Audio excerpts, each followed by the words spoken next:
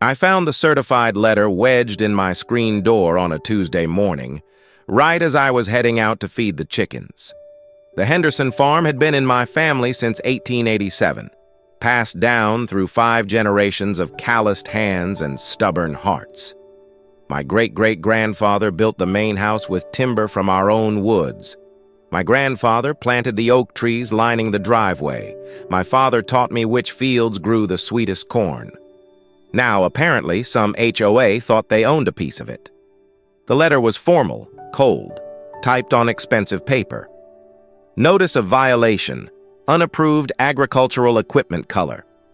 I read it 3 times, standing there in my work boots, morning dew soaking through the leather. They were citing my grandfather's 1952 Ford tractor, the same red tractor that had plowed these fields for 70 years, as a violation of community aesthetic standards. There was a fine attached, $500. For a tractor! I walked to the barn and ran my hand along the tractor's faded red paint. Grandpa had been so proud of this machine. I could almost hear his laugh, see him tipping his hat back as he showed me how to work the clutch. The HOA letter mentioned something else too. My farmhouse needed repainting to match approved colors: beige, gray, or cream. Our house was white. It had always been white. I folded the letter carefully and put it in my pocket. Then I went to feed my chickens because chickens don't care about HOA rules, and neither did I.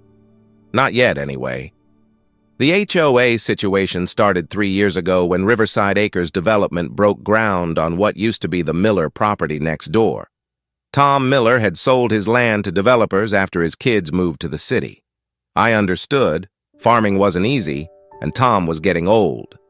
But I'd told him I was worried about what would come next.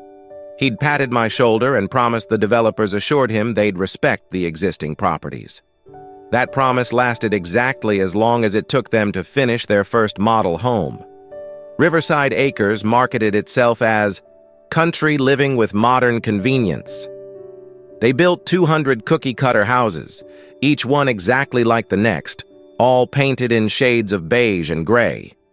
They installed street lights every 50 feet. They put up a community center with a gym and pool. And they created an HOA with rules thicker than my grandmother's Bible. At first, they left me alone. My property was grandfathered in, or so I thought. I was here first. I'd been here my whole life. My family had been here for over a century. But HOAs don't care about history. 6 months ago, the letters started coming. First, a friendly reminder about my mailbox being non-standard. Then a notice about my split-rail fence needing replacement with approved materials. Then complaints about my rooster crowing too early. Each letter came with escalating fines. Each letter was signed by Brenda Castellano, HOA president, in a looping, self-important signature that made my teeth clench. I decided to attend the next HOA meeting. I'd ignored them long enough, and clearly, that wasn't working. The meeting was held in the Riverside Acres Community Center on a Thursday evening. I walked into a room full of people I'd never met, sitting in folding chairs arranged in neat rows. Everyone looked the same, dressed in business casual, holding tablets and phones, sipping bottled water. I wore my work jeans and a flannel shirt because that's what I always wore. Brenda Castellano stood at the front, perfectly highlighted hair, perfect manicure, perfect condescending smile. She was talking about landscaping requirements when I walked in. Every head turned. The room went quiet. I found a seat in the back and waited. Brenda continued her presentation, but I could feel her awareness of me, the way a horse knows when a storm's coming. When she finally opened the floor for comments, I stood up. My voice came out steady and clear, carrying the weight of generations who'd spoken their minds in rooms far less comfortable than this. I introduced myself, stated my family's history on this land, and asked a simple question. By what authority did this HOA believe it could regulate property that existed long before Riverside Acres was even conceived? Brenda's smile tightened. She explained in a tone usually reserved for small children that when Riverside Acres incorporated, they'd petition the county to include surrounding properties in their boundaries for community cohesion. It had been approved.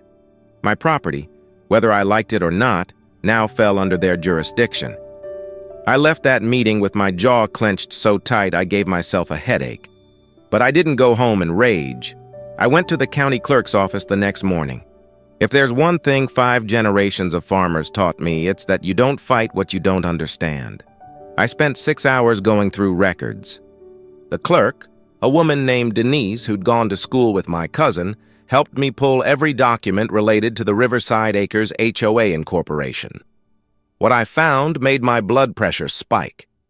The HOA had indeed petitioned to expand their boundaries, but the process had been rushed through during a single county commission meeting with minimal public notice. Only 3 commissioners had been present. One of them was Brenda Castellano's brother-in-law. I took photos of everything with my phone. Property maps, meeting minutes, the incorporation documents, even the signatures. There were irregularities everywhere if you knew what to look for. The public notice had been published in a newspaper most people didn't read anymore, on the back page, in small print. The required 30-day comment period had been shortened to 15 days. No adjacent property owners had been individually notified. I made copies of everything and thanked Denise. She squeezed my hand and told me her grandmother had bought vegetables from my grandmother for 40 years. Some things matter more than HOA rules, she said quietly. 2 weeks after the HOA meeting, I woke up to the sound of a diesel engine in my driveway. I looked out my bedroom window and saw a flatbed tow truck backing up to my barn. My grandfather's tractor was being winched onto the bed. I was down those stairs and out the door before I'd even put shoes on, running across the gravel in my socks.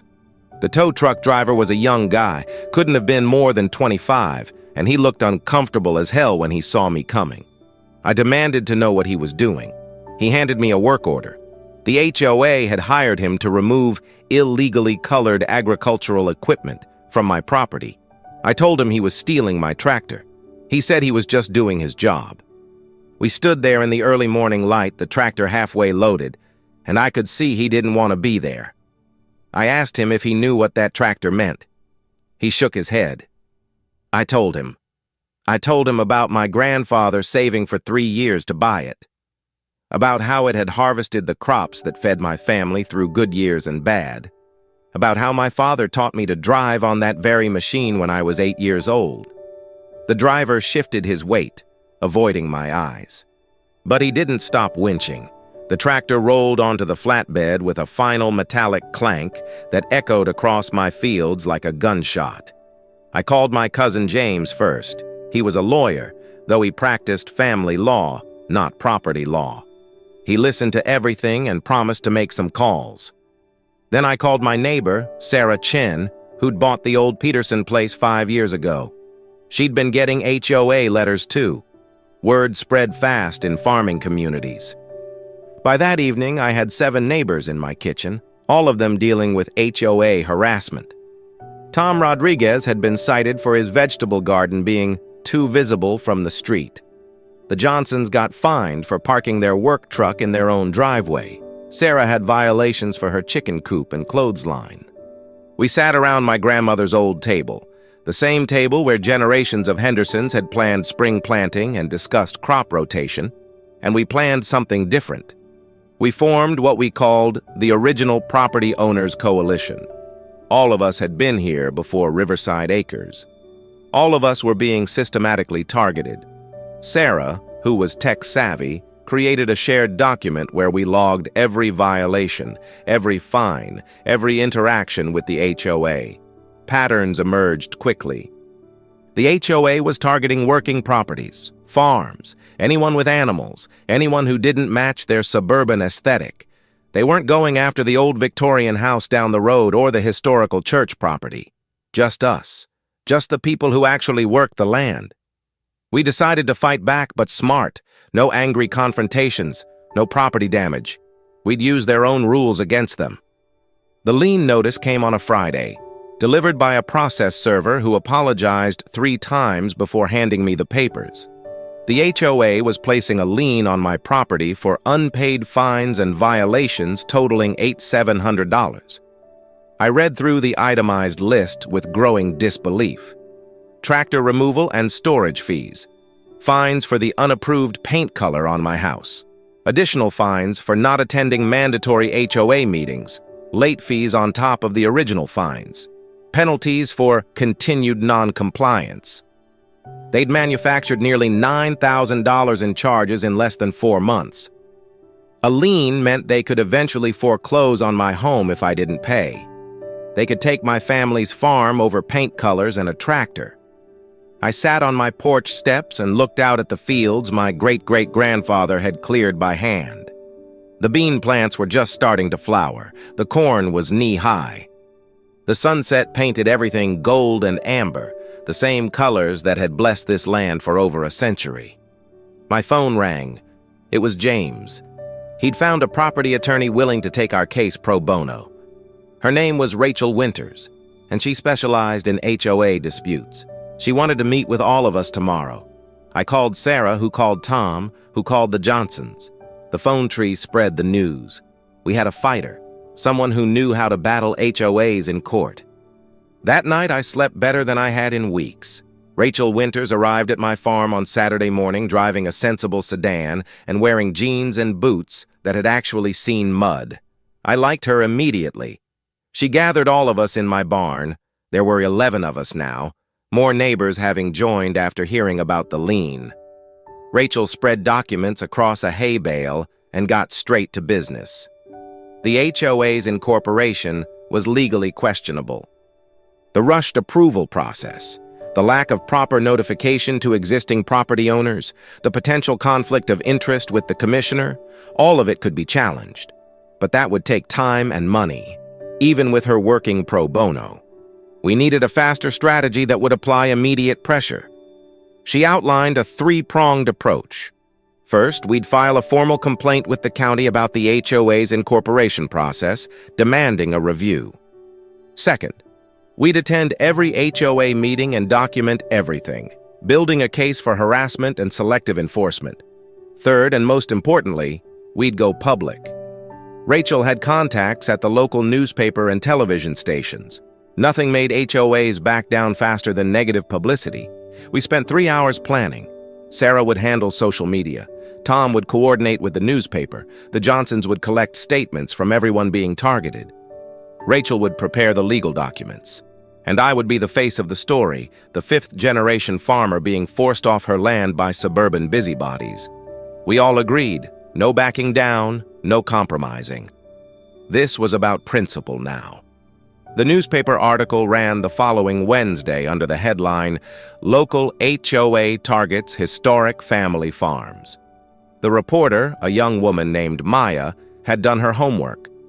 She'd interviewed all of us, photographed my tractor sitting in the HOA's impound lot, and even tracked down historical photos of my farmhouse from the 1890s. The article detailed every overreach, every ridiculous fine, every targeted violation. It quoted Brenda Castellano saying that community standards must be maintained regardless of property age. That quote alone made her sound exactly as unreasonable as she was. The story went viral. By Friday, it had been picked up by state news outlets. By Sunday, it was trending on social media under the Save Henderson Farm. People were outraged. Farmers from across the state reached out with their own HOA horror stories. Property rights advocates shared the article thousands of times. Even a few national news shows reached out for interviews. I did 3 television interviews that week, standing in front of my barn, my grandfather's empty tractor bay visible behind me. I kept my message simple. 5 generations of my family had worked this land, paid taxes on this land, and stewarded this land. No HOA formed 3 years ago had the right to take it away. The local TV station ran a segment showing before and after shots of our community. Peaceful farmland transformed into dense suburban development, with the remaining farms squeezed between identical beige houses. Brenda Castellano called an emergency HOA meeting to address the negative press. I attended along with every member of our coalition and about 40 supporters. The community center was packed. Brenda stood at the front, her perfect composure cracking slightly. She tried to control the meeting, but the Riverside Acres residents weren't having it. Several of them stood up and publicly disagreed with the HOA's tactics. A man named Derek, who'd moved to Riverside Acres specifically for the country atmosphere, said he hadn't realized the HOA was actively destroying the actual country properties that created that atmosphere. A woman named Patricia asked why the HOA was spending thousands in legal fees to harass farmers instead of maintaining the community pool.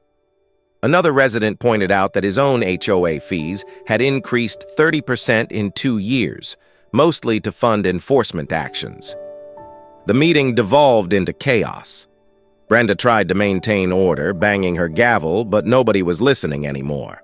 One of the HOA board members, a quiet man named Frank, stood up and announced his resignation, effective immediately.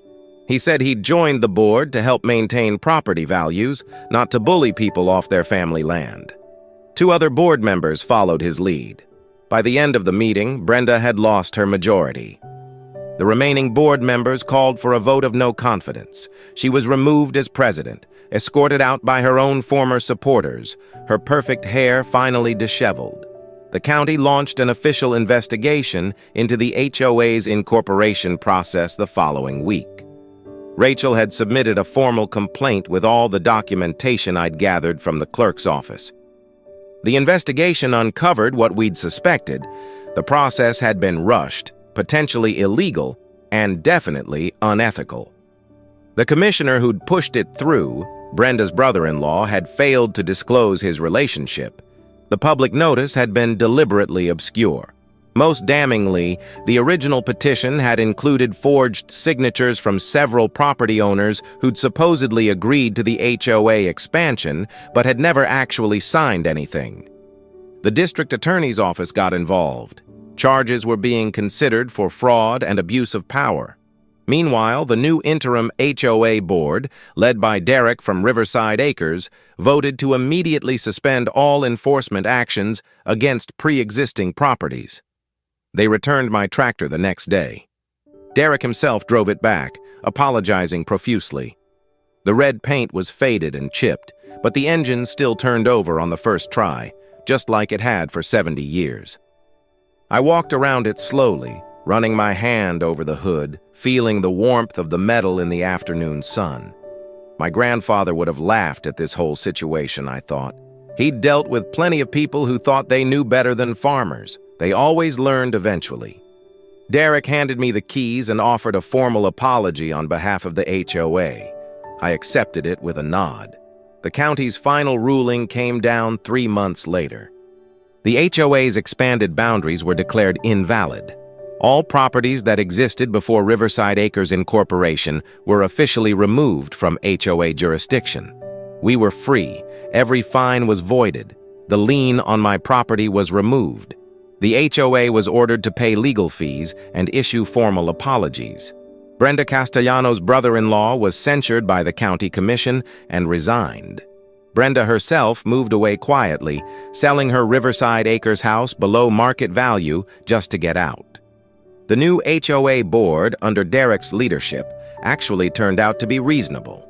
They focused on maintaining the development itself rather than controlling everything around it. They even asked our coalition for input on rural-friendly policies. Sarah started selling eggs to Riverside Acres residents. Tom's roadside vegetable stand became popular with the new neighbors. The Johnsons' Christmas tree farm did record business that year. The two communities learned to coexist, the old and the new, the rural and the suburban, finding a balance that respected both. Rachel Winters sent me a final letter closing the case. She included a note saying she'd grown up on her grandmother's farm and understood what this fight meant. Some things, she wrote, are worth protecting no matter the cost. I framed that letter and hung it in my kitchen, right next to the photo of my grandfather on his red tractor. I learned something through this whole ordeal that my grandparents had always tried to teach me. You can't compromise on who you are. This farm wasn't just property. It was identity. It was history. It was the accumulated wisdom of 5 generations who'd worked this soil. When the HOA tried to make me paint my house beige, they weren't just asking me to change a color. They were asking me to erase the people who'd built this house, who'd chosen that white paint, who'd stood on that porch and watched the seasons change for over a century. When they towed my grandfather's tractor, they weren't just removing a piece of equipment. They were trying to remove my connection to the man who'd taught me that honest work and stubborn perseverance could overcome any obstacle. The fight wasn't really about an HOA. It was about the right to exist outside someone else's vision of perfection. It was about preserving spaces for people who raised chickens and grew vegetables and didn't mind a little mud. It was about protecting the diversity that makes communities strong rather than forcing everything into uniform compliance. I still farm this land every day. I still drive that red tractor. My house is still white. And when I stand on my porch in the evening, watching the sunset paint my fields in gold, I know my great-great-grandfather would be proud. Not because I won, but because I fought, because I stood my ground, because I understood that some things matter more than rules. Life returned to normal on the Henderson farm, though normal now included new friends from Riverside Acres who'd stop by for fresh eggs or farm advice. Derek became a regular visitor, bringing his kids to see the chickens and learn about where food actually comes from. His children, raised in suburban convenience, were amazed that tomatoes grew on plants and that cows had to be milked every day. I started teaching informal farming classes in my barn on Saturday mornings. City folks who'd moved to Riverside Acres for space but didn't know what to do with it came to learn about vegetable gardening, composting, keeping chickens. Sarah joined me, sharing her expertise on sustainable practices and organic methods. The classes grew. We had waiting lists. Turns out, people were hungry for connection to the land, even if they didn't know how to cultivate it themselves. Our coalition stayed active too. We monitored HOA activities and supported other rural property owners facing similar battles across the county. Rachel helped us create a legal fund for farmers who couldn't afford to fight back against aggressive HOAs. My tractor still runs, though I did give it a fresh coat of red paint, the same shade it had worn since 1952. I did it myself, by hand, taking my time, thinking about my grandfather's hands on this same metal decades ago. The land continues its ancient rhythms, indifferent to human conflicts, focused only on sun and rain and the eternal cycle of growth. I plant, I harvest, I tend. And I remember that the best resistance is simply to keep living authentically, to keep doing the work that matters, to keep faith with the generations who came before and the generations who'll come after. This land will be here long after HOAs and subdivisions fade into history. That's the real victory, the endurance of what's genuine against what's merely fashionable. Some things can't be regulated away. Thank you so much for listening to Martha's story. It's a reminder that standing up for what matters, family, heritage, and the right to live authentically, is always worth the fight. I'd love to hear from you. Where are you listening to this story from? Do you have your own experiences with HOAs or protecting family property? Please share in the comments below. And if you enjoyed this story, don't forget to subscribe to the channel for more real-life tales of standing your ground and fighting back against injustice. Your support means everything.